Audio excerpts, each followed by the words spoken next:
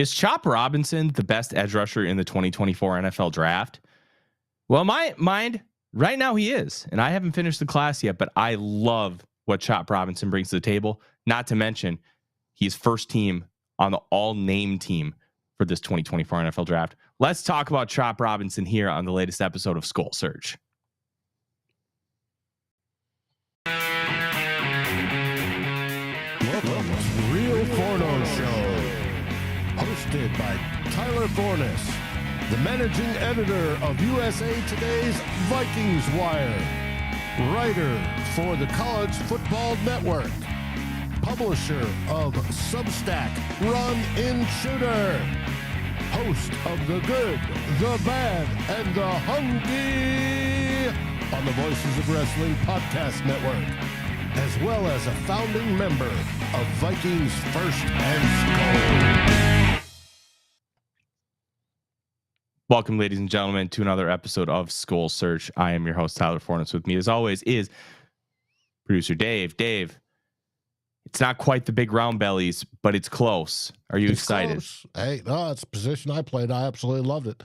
You basically got two responsibilities. First one, kill the quarterback. Second one, contain on the way there. Simple. Yeah. Love Pretty easy. And Chop Robinson is a really impressive specimen. Plus, his name is Chop. Like that's not his legal government birth name, but he goes by Chop. And that's absolutely awesome. He's a 5-star recruit out of the state of Maryland, committed and played at Maryland in the 2021 season. And then after his true freshman year, transferred up to Penn State, and he really jumped on the scene in 2022. And in 2023 is when he really started to make that name for himself and establish himself as one of the top edge rushers in the class. For a few reasons, I have him at the top. And we've already talked about Jared Verse. We did so with Connor Rogers of NBC Sports a couple weeks ago. And my big thing with Verse is he just doesn't seem to have... He has an explosive first step, but he doesn't strike me as the most athletic guy in the world. And I just wasn't the biggest fan of him, but I still gave him a first-round grade. And I think that's important. Like, there's a difference between like absolutely hating a prospect and you're just not super high on him. And that's kind of where I'm at with Verse. I thought I'd like him a little bit more. I just thought he was a little limited, and I think he can grow, but it just wasn't all the way there for me. He's going to be a George Karlaftis type player where either you love him or you're just like, yeah, he's fine. And I'm more in the latter, and that's okay. But Robinson, not like that at all. He is your classic. I'm going to absolutely bum rush the edge, and I'm going to just run around you because I am that good. And I really, really like what that brings to the table. And let's kind of talk about some of those things. 6'3", 254. He's a third-year junior, so he's young. He's going to be, I believe, 21 when he gets drafted. And he has 60 tackles in his career, 20 of them for loss, 11.5 sacks, 3 passes defended, a couple fumbles, and 3 recoveries. Pretty good stats, and especially when you consider he wasn't really a full-time starter in 2022 and wasn't 2023, but got hurt against Ohio State. So I watched 4 games of him. I watched Ohio State 2022 and 2023, albeit that 2023 game, he played about a quarter and a half, but you still got enough against a really good football team to start to understand what the player brings to the table. And something that I like to do is I like to look at different types of games. I like to look at games where they were very good. I like to look at games where they stunk, because then you can really start to understand, okay, why? Why was he really good? Why did he stink? And one of the benchmarks I use isn't necessarily the greatest, but I like to use PFF grades as like a general benchmark. Oh, PFF thought he was phenomenal. Okay, I'm going to watch that game. And we're going to try and look at it through the lens where trying to learn what the player was able to do and what they weren't able to do. And then I like to look at games where PFF thinks they stunk and then go from there. And then obviously I watch a lot of college football live, so I have a general semblance for a lot of these guys, what games they were good and what games they weren't. So I watched Ohio State 2022 and 2023, and I also watched Michigan and Iowa from 2023 as well to really get an understanding of what Chop Robinson is. And he is an athletic guy. And I think the first thing that really stood out to me was that explosiveness. And if you go on vikingswire.usatoday.com, I do have a scouting report up. With all of these videos, you are going to find a scouting report on the site to match. So you'll be able to see what I'm talking about in real time. And then you'll be able to go back and reference, and it makes things really, really nice. His explosiveness is just incredible. I expect him to test off the charts. He has an incredibly quick get off on the ball. And not only that, he can bend around to the edge. And that's something, like, it's weird to say, that's something Danielle Hunter really doesn't do. He doesn't bend around the edge that much. What he does, he sets you up for these counters and he slow plays you, and he can bum rush you, and he can still get around the edge. But there's a difference. You can see how Chop Robinson in that picture is at about a 60-degree angle. He's not standing straight up. He's at that angle, and that angle with the ankle flexion to be able to run around an offensive lineman. And in this case, it was Rutgers right tackle that he's running around. Yep. And by being able to do that, it allows you to be more explosive and cut the angle to the quarterback. So if you're the offense, or if you're lining up outside of the tackle and you have to get to the quarterback, the idea is you want to make as quick of a path as you can. If you don't bend, you're just going to go, whoop, and it's going to be almost like a circle. Whereas if you're bending around, you can go straight forward and then really curve that arc. And if you, by curving that arc and making it flat, you're going to get to the quarterback quicker. And with quarterbacks throwing like within 2.5 seconds more often than not, having that quick arc is going to be huge for being able to get to the quarterback. Like as Delton says in the comments, that dip, the dip and that bend is really important when you're talking about this arch type of player. Now, a guy like Laiatu Latu, he has an incredible move set. He has an incredible pass rush plan, but he's all power. He's like getting into the ring with Mike Tyson. He's just going to knock you out. And there's a lot of merit to that. And that's a good edge rusher to have. Having a guy like this it's the archetype of Von Miller. Like, I'm not saying he is Von Miller. I'm not saying he comps to Von Miller, but that style of player where you're going to bend around the edge and use that ankle flexion to curve around to the tackle and get to the quarterback. That's kind of the player we're talking about. And one thing I also like is you can see how long his arms are in that picture just off to my left. That length, and he has good strength. He can hold an offensive lineman in place and hold his block, and you maintain gap integrity when he slides inside. It's a 5 technique. So lining right over the tackle, which is very common in a lot of defenses, and the 4-eye, where you shade. If the tackle's right here, you're shading off just to the inside shoulder. So your outside shoulder is paired up with his inside shoulder. That's how the 4-eye works. And he's able to have that kind of versatility. I think he's going to be best suited as a true edge, but being able to slide inside is a really valuable asset, especially when you talk about the Minnesota Vikings. Brian Flores likes to use multiple edge rushers on the field at a time, not 2, but 3, sometimes 4, and be able to get mismatches with those players. And being able to hold their own against an offensive lineman on the interior is huge. And having that strength and flexibility is going to help him be able to transition to the next level. All right, give me 1 second. Gary asked a good question. Do you cop him as a compliment to Danielle Hunter or a replacement for Danielle Hunter? Both. Like, I don't think it has to be one or the other. I think you could bring Chop in to pair with Danielle Hunter, or if you lose Hunter in free agency, you can bring him in to be his replacement. I think both can be true here. I do think the Vikings are going to find a way to get Danielle Hunter done. I don't really see a world. I know nationally people think Hunter is probably gone, but I think locally we all believe Hunter's coming back, and for good reason, because he said he wants to be here. And you don't make that kind of good faith deposit into his checking account by essentially giving him a $14 to $15 million raise if you don't believe that that player is going to be coming back. Like, you just don't do that. They had they really didn't have to do it. You can hold in as much as you want, but once the season starts, you're going to play. Like, it's the Vikings are going to be able to keep Hunter. It's with players like Hunter. If you're not going to spend money on players like Hunter, who are you going to spend money on? Yeah, you're talking hell, a player Pro Bowl level, and it will probably make All Pro. I know Pro Bowl is a joke now, but probably makes All Pro. One of the best defensive ends in the league. And you've got him. He wants to be here. Pay him. You keep those types of players. You make a longer term commitment. He still has at least 3 good years left in him. So, I don't know.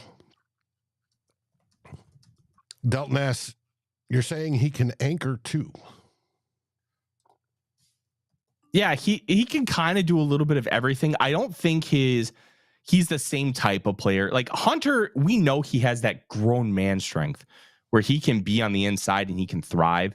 Like John Randall was kind of that player too, where he was a defensive tackle, that under tackle, because you had the under tackle, which is a 3 technique, and nose tackle in those 4-3 schemes. But they moved him to defensive end out of necessity just because they weren't able to really generate enough pressure on the outside. And you know what? He had the body and everything to work it and make it happen. I think Chop is going to be best suited on the outside. But the reason why we're having this conversation is because he can do some of those things. Now, you talked about the stats. You said he's 21 years old.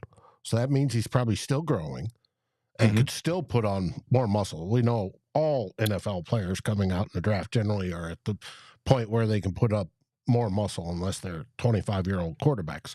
And even they can. I'm looking at ESPN stats on him. They had him at 15. Let's see, what was it? 15 sacks or 4 sacks. Total, let's see. My stats, I have him with 11.5 career sacks. Okay.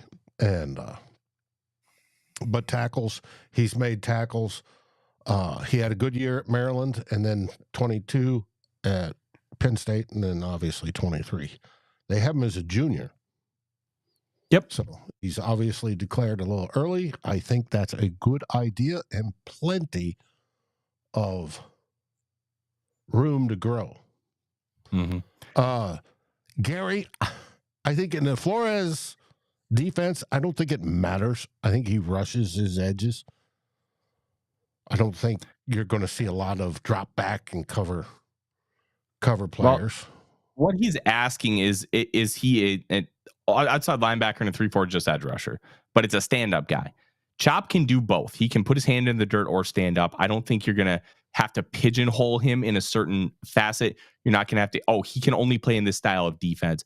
Chop Robinson can do a little bit of everything, and I think that's what makes him so intriguing for not just multiple teams, but I think this defense, asking him to do multiple things, is really exciting.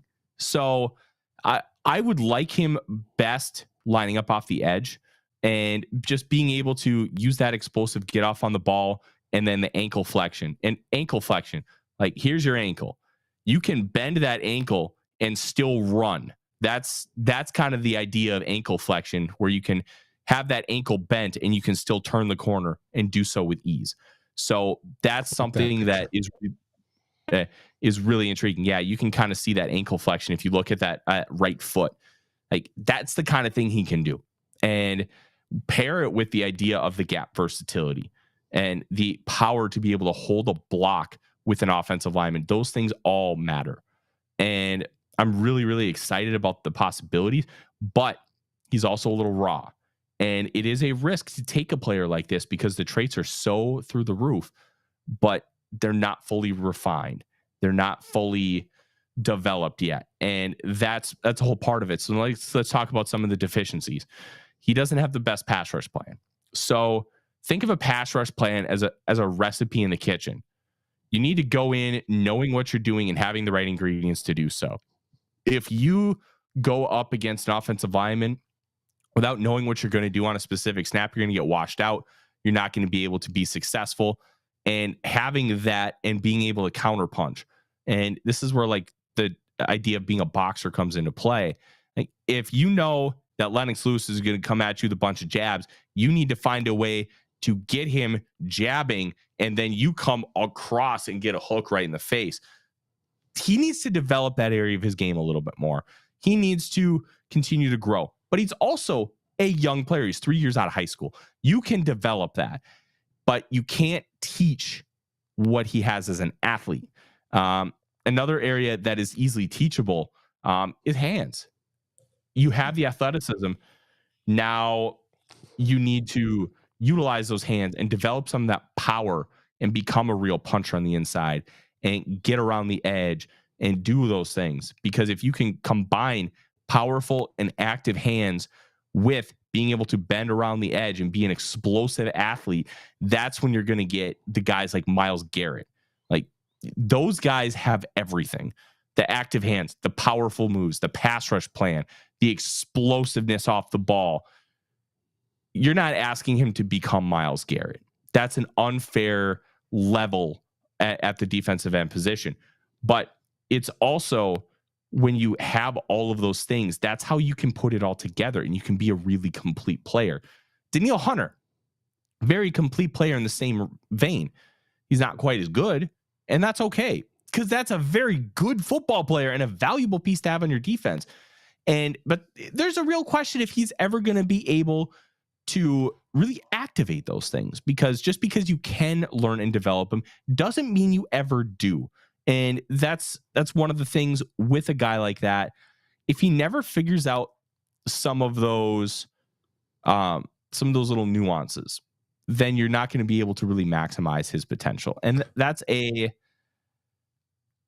really tough one.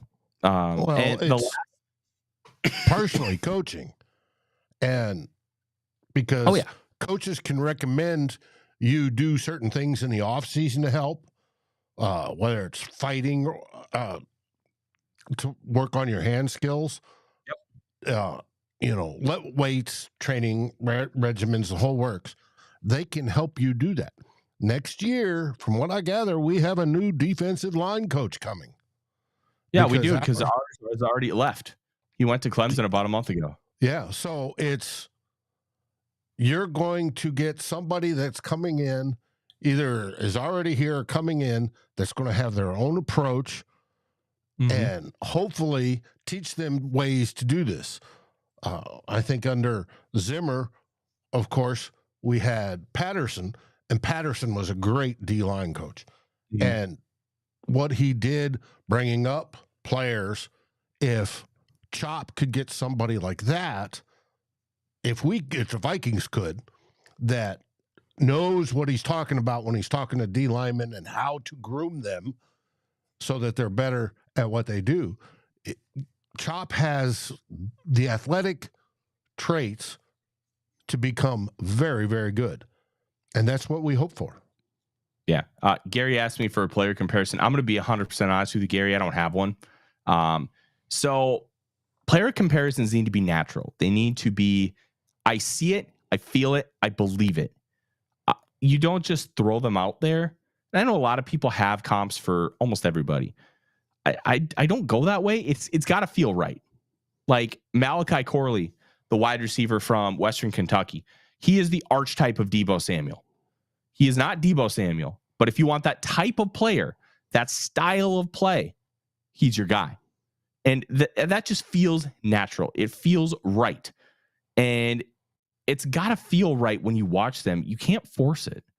I think if you probably the best one I can give you, which isn't really that good, the idea of Marcus Davenport, but more of an edge rusher and less of an interior player, where you have this really big guy.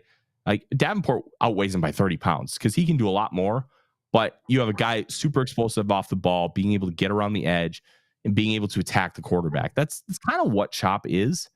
Like that's kind of how I view it. But I don't really have a good one-to-one comparison as far as what he is as a player compared to somebody else in the league. I let I just let it come to me. And if I find one, I will gladly share it with you later, but I just don't right now. Well, speaking of later, first, we need to go to our sponsor. Yes, we do. Our sponsor today for this show is Underdog Rescue. If you are in need of a furry friend and you want to save a life, contact our friends at Underdog Rescue. UnderdogRescueMinnesota.com. We saved Ari Claire from Underdog Rescue, and they saved her from a puppy mill. And they continuously do all kinds of saving. They'll take in private surrenders. They'll take in breeder surrenders. They'll take in dogs from shelters down south. You name it, they will do everything they can to save dogs. And you can help them by either adopting a dog from them or going to their website and giving a one-time donation. They even tell you with how much you donate, what that can provide. And even like a $10 donation can give them vaccines and stuff. Like everything matters, and helping out these dogs. And everybody knows how much we loved Ari Claire. And when we get another dog, we'll be calling Underdog because they do everything the right way. And we're glad to be able to work with them. UnderdogRescueMN.com. We even had somebody asking about Boston Terriers last night, and I directed them to the site. Hopefully we have a match and we'll be able to get one of those dogs adopted. So let's talk about before we wrap up here, because these are going to be relatively short. Oh, let's go into your grading criteria. Tell the viewers how you grade edges. What are you looking for? So I have a list of traits, and you can kind of see I list traits based on how valuable I think they are, like kind of a general sense. So I really value quickness and burst off the line because it matters so much to be able to be really quick, because it gives you so much of an advantage. Now, I do want to point out that my criteria can be completely different from somebody else's, and that's okay because different people value different things. And that's why you see such a wide variety of opinions across multiple players in a draft class. So I do believe bend is important, but it's not like the best. Like, you don't absolutely have to have a great bend, but it makes a difference. And like, you can kind of see how I have everything laid out. And then up top, if you grade 95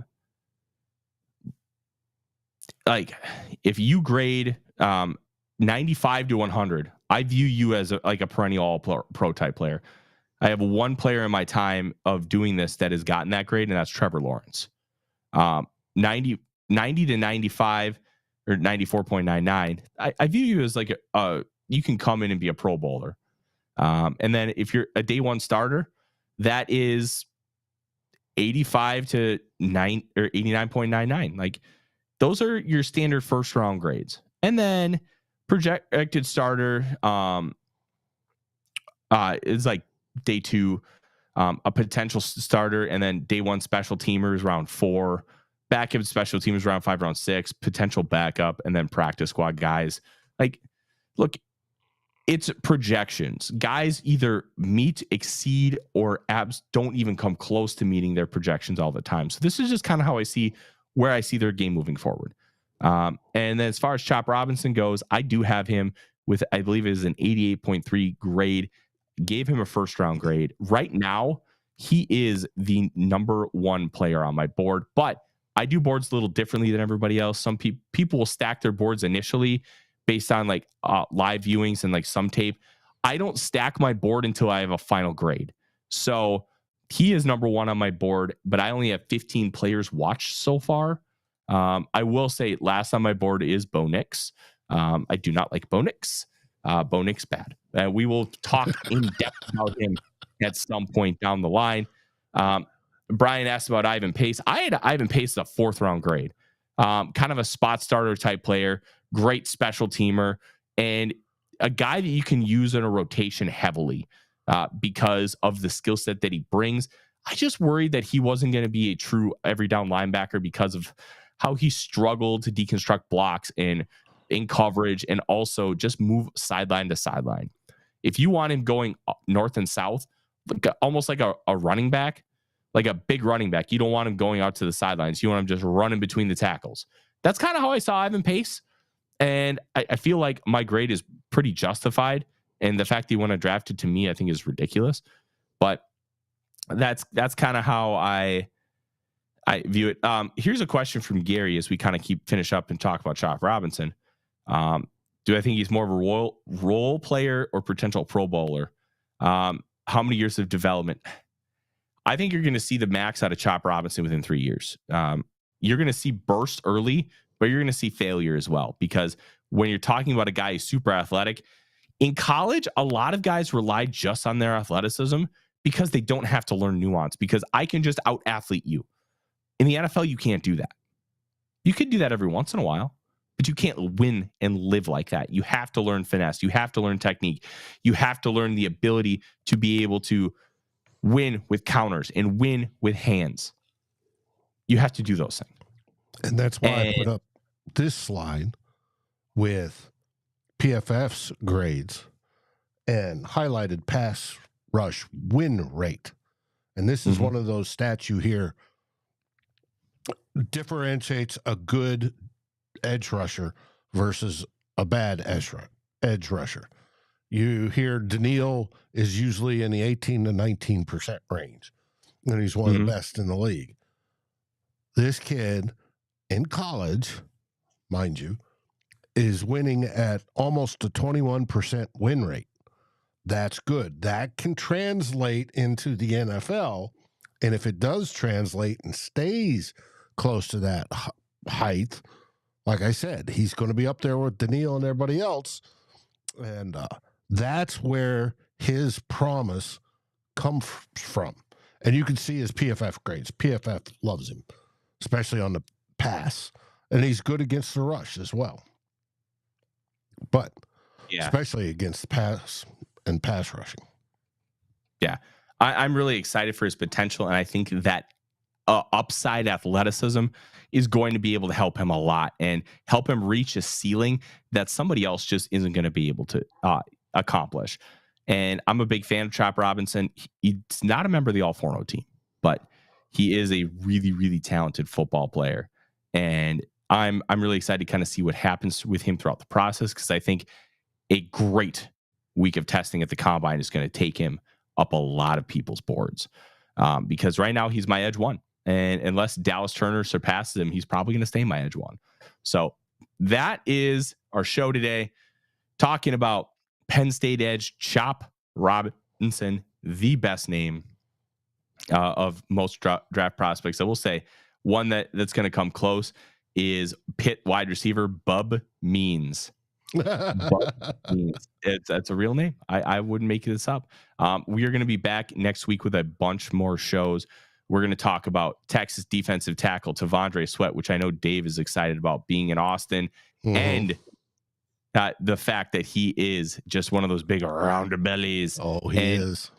We're also going to talk about a couple Washington prospects as well, one of whom you will not want to miss. I guarantee you that. So you're going to want to make sure you like, subscribe, ring the bell, because we are going to be going live at random times. Sometimes it will be able to communicate with you. Sometimes we won't. But the way you are going to want to catch us is by subscribing and ringing the bell with all notifications on, so you know. And you know what? If you can't join live, that's okay. We greatly appreciate it when you do, but you can check it out at your own convenience. You at least know it's there. And with that, thank you very much for joining us. We are going to have a lot more of these. Don't forget, 2 Bloggers, Saturday, 4 p.m. Central Time, the final regular season preview of 2023. I'm Tyler. He's Dave. No, it's the final regular season preview. Oh, it's the final regular season. Whether it's the final preview of 2023, that's still up in the air. We got a 3% chance. SKOL Vikings, baby. SKOL Vikings. Like, subscribe, and ring the bell to get notifications.